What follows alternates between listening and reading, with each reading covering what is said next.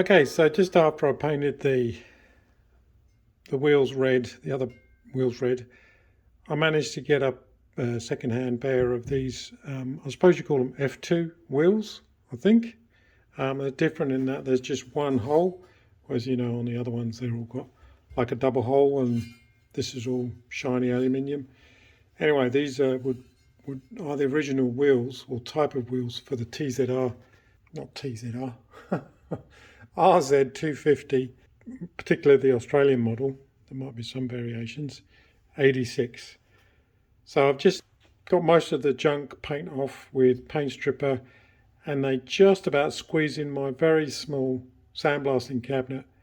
It's fiddly, but it gets off, particularly in the down in the numbering bit. It's very difficult to get the paint out, and it's quite good there. Just blast it all out, and obviously just take the black paint off that's chipped on the discs and around the edge, and so these can be spray painted black, and these are all red with a lacquer finish. So next step is just to hose them down to get rid of all the sandblasting material. Then I might just give the outer edge rim a quick rub down with some coarse wet and dry, just to give it a bit of a nicer finish, and spray them. So I just primed up the discs. I tend to mask. You could just spray the whole thing and maybe rub off the paint. I'm not a big fan of that because you can easily stuff it up, and there's no way you should rub the paint off using disc pads, because you'll just block the disc pads. So I mask it up as much as I can, and I tend to just follow the original paint lines. So I use just ordinary masking tape for the bigger areas.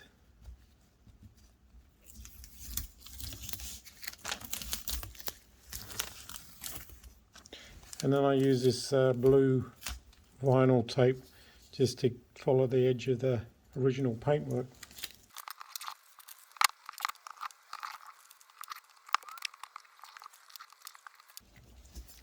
Now what I've done here is also prime the edges, because these originally have black edges on them. The paint, either they sprayed the whole thing and then just machined off the surface probably. So it's a little bit tricky to follow the edge, but I'll just go over this lightly with 1200 grit just to knock off any of the roughness from the primer, and then we're good to put the paint on. And same goes for the wheels. I've primed them all up. Similarly, where there's metal to metal contact, I tend not to paint. You could just spray the whole thing, like I said, but just because I'm a little bit like, I just prefer wherever there's paint going to be squashed. I think what happens is it tends to, damage the paint and it puckers up. So I've just masked these areas up and then primed it. And then we'll put the red paint on, probably quite a few coats of red, and then a couple of coats of clear lacquer over the top. Same for the front wheel. Black on the discs, no lacquer. I'll just put straight on black gloss. I think we're good. And not forgetting the centre stand and side stand. They can all be done at the same time, so it's good to do it in batches. So yeah, all those in black, those two at the back red. So spot the difference. The old F1 wheels is this one here. That's the front. That's the newer model wheel. I think they call that the F2 bike. And likewise, the older RZ rear wheel at the back compared to the later version that came out, which is the F2. So these two here are the proper wheels for the RZ250 86. And you can see slight differences. Obviously the spokes are different. There's a lot less metal in them, and also down in the center here where the discs, I suppose you call it the disc hub, where the disc brake bolts onto, a lot more or less metal there. These are a lot heavier on these ones.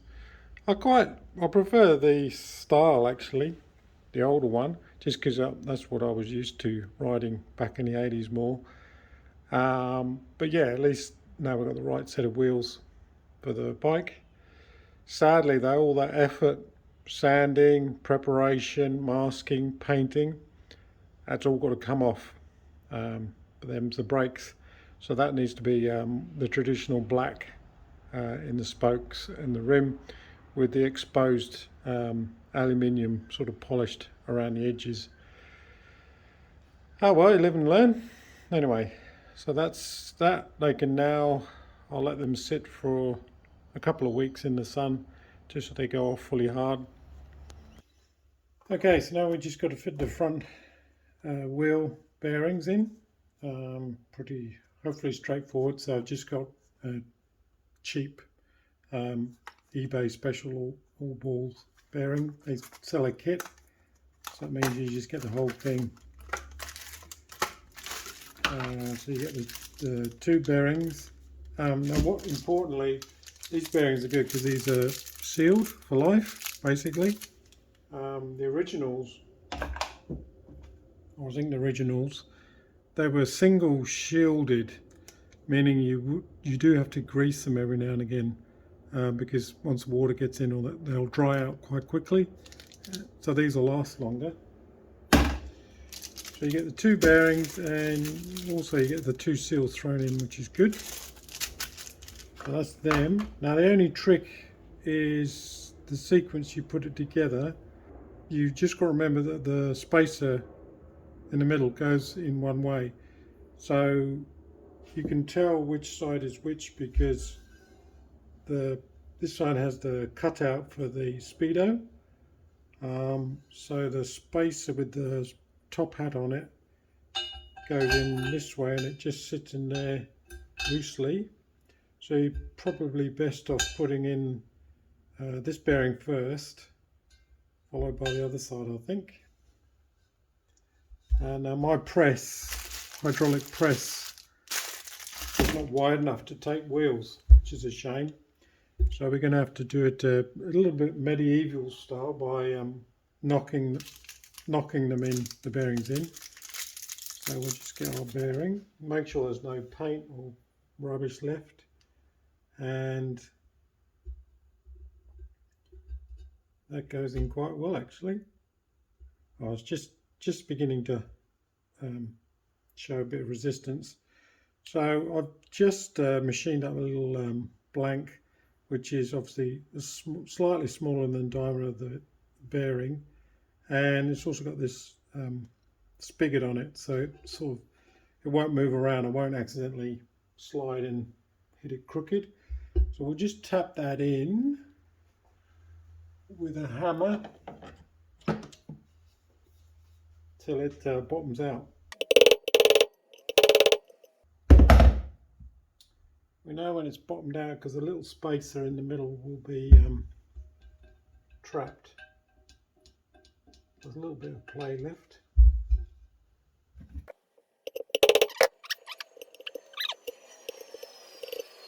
So that's that side. Flip it over, and you can see where the spacer is. Now you can see how it can move around a bit, and I've knocked in bearings before and the spacer's a little bit crooked and I can never get it lined up properly.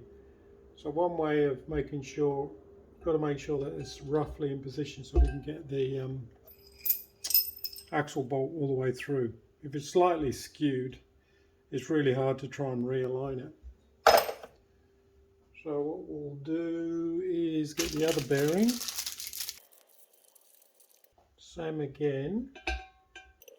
But before I bottom out, I just make sure I can get the axle in quite easily so it's all lined up with the bearings.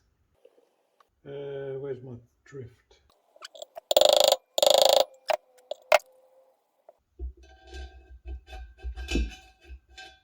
That's lined up, so let's give it a little bit more of a tap.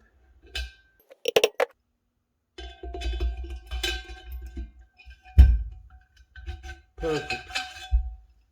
So now the spacer is just touching, it's just kissing because it won't move.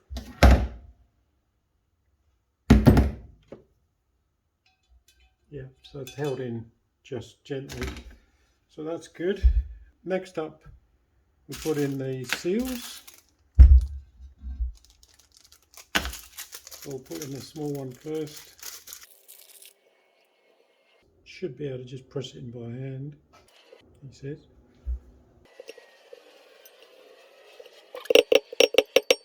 It's that one. I mean, the seals are a bit redundant because the bearings are sealed, but keeps as much water out as possible in grit and grime.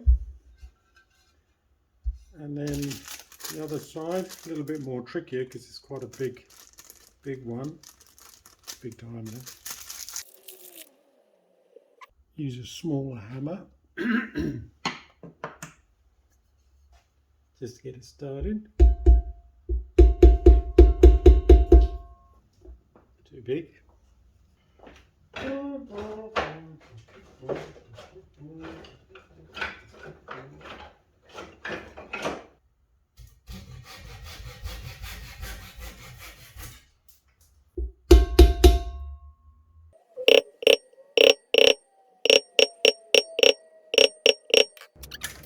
Right, discs. Now, these are the original bolts. They're actually in good nick, but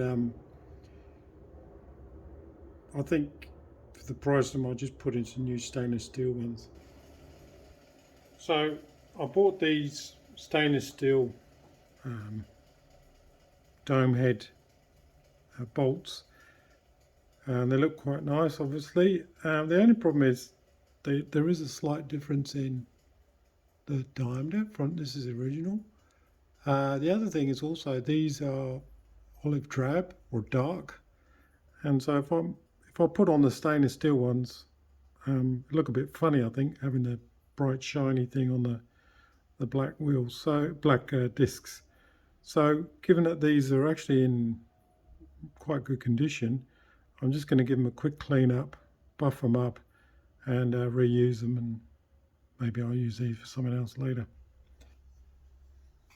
So next we're just going to pop the discs on. Obviously be aware, especially the front wheel, that there's a difference to the discs either side, the left and the right. And if you look, I don't know if you can pick that out, you can see there's a stamp on them, L and R, just there. So the left side is the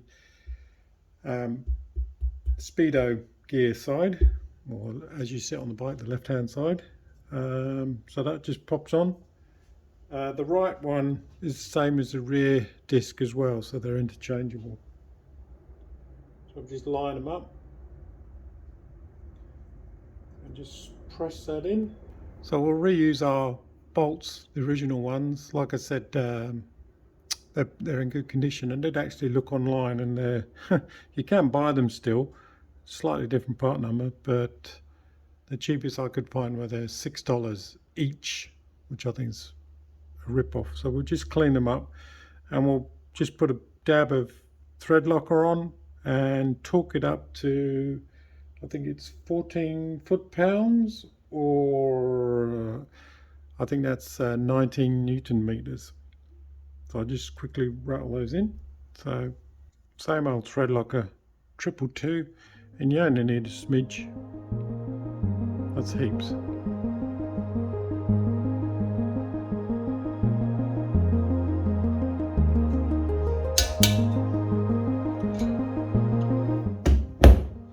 Now we repeat the other side.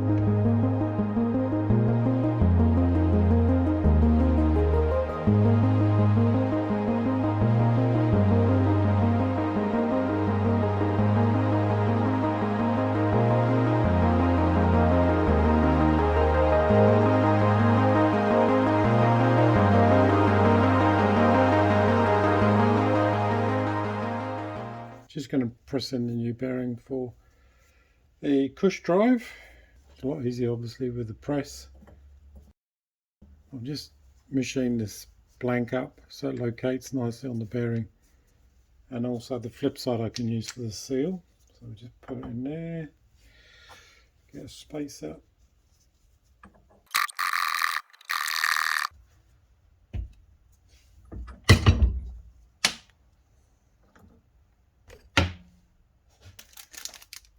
Now the new seal. So the flip side of this just locates on the seal nicely, but obviously presses on the outer edge of the seal. Done. So that's all good to go. So I just bought these tyre valves on eBay. I've used them a number of times on different bikes.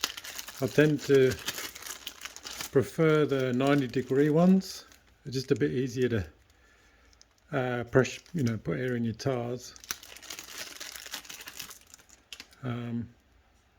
Yeah, so they're cheap. They're about $6 or something like that. And also make sure you get the right. There is a difference in hole diameters on some bikes. I think there's two types of diameter. So make sure you get the right diameter when you place the order. So that's it. Next bit is we fit the tyres. So I've got the wheel set up. This is the speedo side, so that's where the speedo will go in. So that means the wheel direction is going anti-clockwise.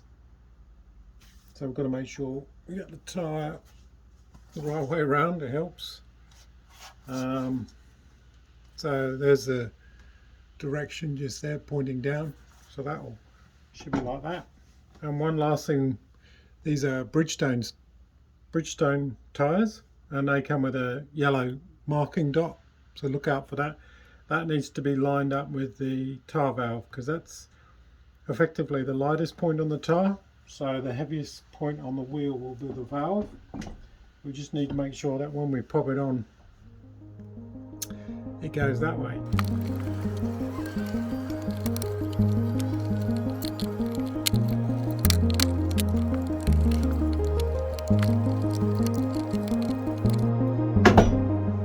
Ooh, that was a bit tough. Anyway, she's on.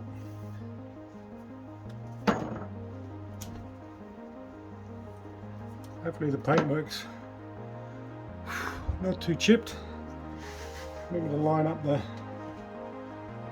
dot with the valve. Now we just inflate.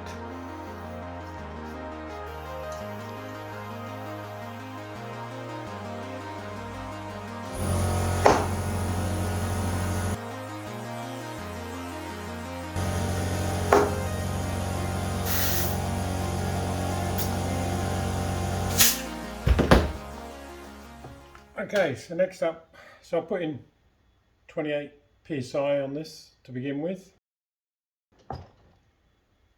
I'll have a look to see what the recommended pressure is, but we can leave it for a few days and just make sure that the pressure's holding and the valve isn't leaking or something. You probably heard it pop once. It should usually pop twice onto the rim either side. I heard it pop once, and then when I was checking the pressure, you heard it the other side pop. So it's fully on there. Hopefully it's the right way around. The dot is lined up with the valve, so hopefully the balancing should be a lot easier. Talking of which, I'll put it on the balance stand.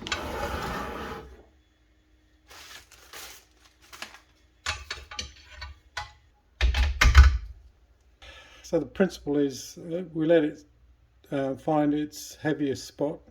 It looks like that's actually in its heaviest spot here. So what we do is we'll just rotate that at 90, and you see how it's falling back. It's not bad though, it's pretty minimal. It's just a slow process.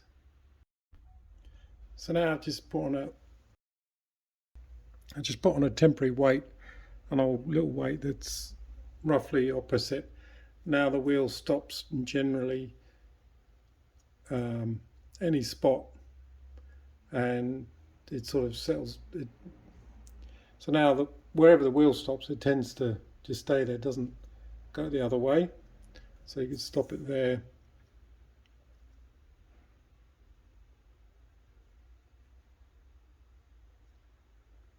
Or stop it here. Oh, weight's just fallen off. But you get it. So that'll be the spot.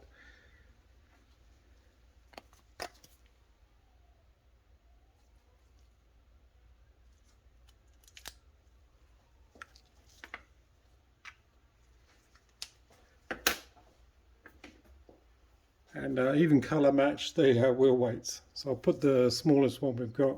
It could probably even do half of that, but I think that's fine. It's pretty well balanced with no weights on at all. So now we just got to do the rear tire.